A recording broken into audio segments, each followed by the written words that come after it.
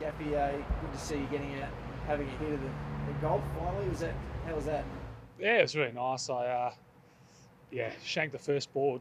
The ball looked like the size of an ant on the first tee, so it was never going to hit that well. But it was just nice to get out and do a few different things. And um, it's been a challenging week for us up here, but it's been really good. And if we can start doing a few more things over here, like playing golf yesterday, will be really good for us, and also the mental well-being. So great for guys to go surfing as well, which was really beneficial for those guys that love that, and going to put us in a good state of mind to hopefully play better this week.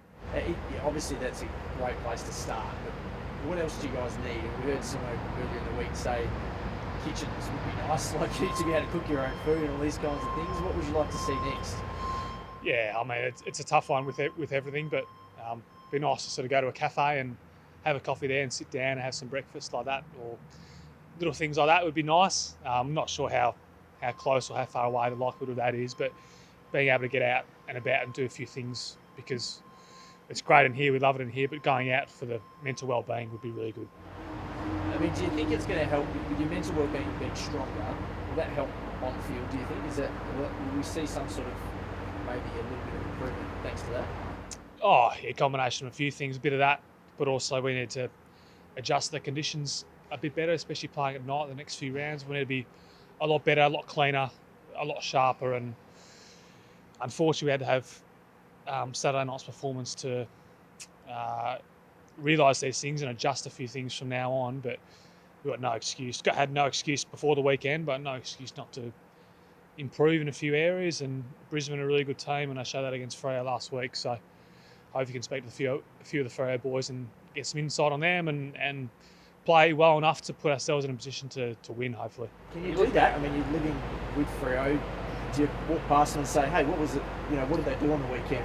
Have you had those conversations? Oh, at the moment, it's all pretty brief. Yeah, you see them in the corridors in the lift and ask how they're going and all that.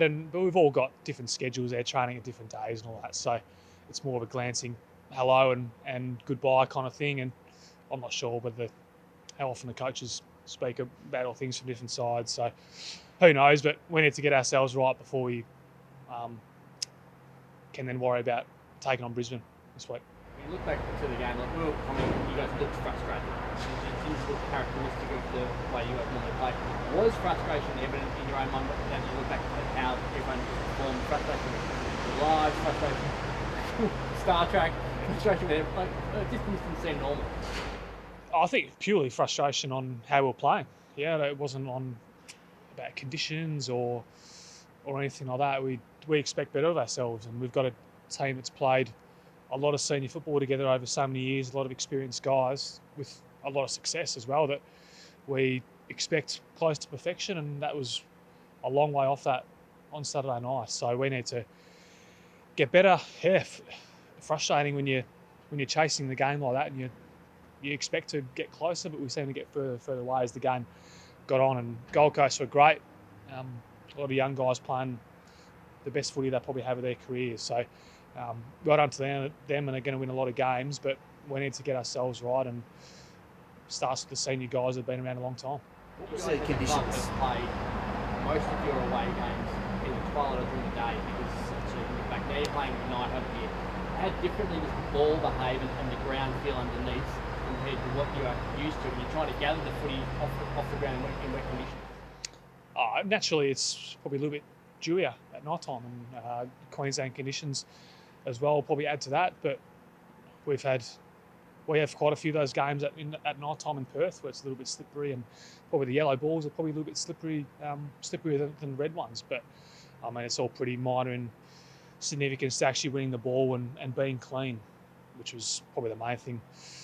I fumbled a few, everyone fumbled a few on the weekend, so we need to get better at that mindset. We need to get better at embracing tackling and winning that hard ball, because when you lose that by 25 or whatever, like we did on Saturday night, you're not going to win too many games regardless of who you play. So that's our number one priority, and yeah, we can tinker with a few adjustments to playing in those conditions with a few games at night time, but there's a lot of things we did wrong on Saturday night that we need to address. What are your thoughts on the tribunal result last night? Oh, look, I mean, obviously not ideal for us. Jeremy's one of our best players, and it is what it is. we tried our best, and 1 week is what it is. So we've got to get on with it. Whether it's a guy like Will Schofield or Josh Rotham coming back in, or whether it's someone smaller, who knows? But we've got, especially down back, a lot of guys with a lot of experience that will fill the void. Hopefully, no worries. Crowds, looks like you're going to have a crowd at your game, maybe 2,000 Brisbane fans. Are you excited to be playing in front of some people again? Yeah, it'd be good. I mean, it's a little bit eerie at the moment. Probably more so once a goal's kicked and there's that sort of minute and a half, it feels like in between goals when the ball's waiting to get bounced again, you're sort of standing in position waiting for the ball to get thrown up again. So it's just different. It's 2020 is a different year, so those things are different. But it'd be good to have 2,000 fans and hopefully make a lot of noise. It'd be nice to see the guys last playing to be able to go. They weren't able to go. No, they weren't. No. If they can go, that'd be great. Hopefully they can make as much noise, those 20 blokes, as the 2,000 Brisbane supporters. It would be nice, but I think that's a really good thing about us being here is we've got all 45 guys, that still a lot of young guys who we're still getting to know. They're in their first year and all that, but it's great for morale of the team. We travel so much as it is, so we feel like we're a pretty close group, but to have all of us here is really beneficial, and hopefully we can prove that to ourselves and the whole comp the next few weeks. How's the skipper going? He's spoken about his concussion and how he's feeling at the moment. Yeah, I think he's fine. He's pretty tough. He doesn't like to show too much pain or anything like that. So we've got training tonight. I'm not sure how much he'll be doing, but he'll be out there on the weekend, I'm sure. And we need him like we need all 22 of those guys playing well on the weekend, and he'll be no different. Gaffy, 200 games. You've got there pretty quick. You haven't missed a lot of footy over time. What is it like? Sum up your career for us in a few words if you can. Yeah, I've had a bit of luck. You need a bit of luck injury-wise to string quite a few games together. So that's always a bonus. I'm probably got one of the worst flexibility in the AFL, I reckon, just with the hips and glutes and all that kind of thing. So I need to do things a little bit different, but really proud to play 200 for this great club, great successful club, and made some lifelong friends. And although disappointed that friends and family probably can't come up for this weekend, it means probably more to them than it does for me at this stage. But it's one of those things where you look back once your career's finished, or once it's at the end of the season, and you really appreciate sort of everything you go through. And it's been 10 years now, and I've loved it. How much work do you have to do off the field to get your body right to be as durable as what you are? Yeah, quite a bit. The ice bar's a bit of a dying art across our team and probably across the AFL at the moment, but I still like to go in them. Stretching wise, you've got to do a little bit more. I think it's just more figuring out what works for you. Everyone's different. Young guys, older guys have different mindsets about different things, and but it's about figuring out what works for you and what's going to give you the best chance physically, but also mentally, to get out there each week and hopefully play well. What's been the highlight of your career, do you think? Playing finals with the team. I've been very lucky to play at a club that most years has been in the finals that I've played. So every player wants to play well in those games, and me and a lot of the guys have had several opportunities to do that. And there's a few of us that are still seeking, hopefully, our first flag at some stage. So there's no guarantees with anything in sport and AFL. So that's a great thing about it. You don't know what's going to happen on the weekend, and sort of makes it one of the best games in the world. No Eagles ever made it to 300, although Shanahan's sort of rounding that turn now. It'd be a pretty special thing for him, and then for you maybe to do that. You're sort of on track, age-wise, games-wise. It's a possibility. Yeah, at this stage. Again, you still need that luck. You see a lot of guys that have bad luck, and that makes that stuff a bit tougher. But it feels a long way away at the moment. And Shannon, hopefully at the end of next year, if all goes well, would be the first to do that here, and that would be amazing for him and for the club to have a guy do that, travelling every second week as a club, and for a guy that doesn't like much attention on himself, That would be perfect. I think he'd hate the attention of being the first one, but it'd be very significant for the AFL and for us as a club. The way your contract is structured sort of invites speculation all the time. What's your intentions beyond this year now?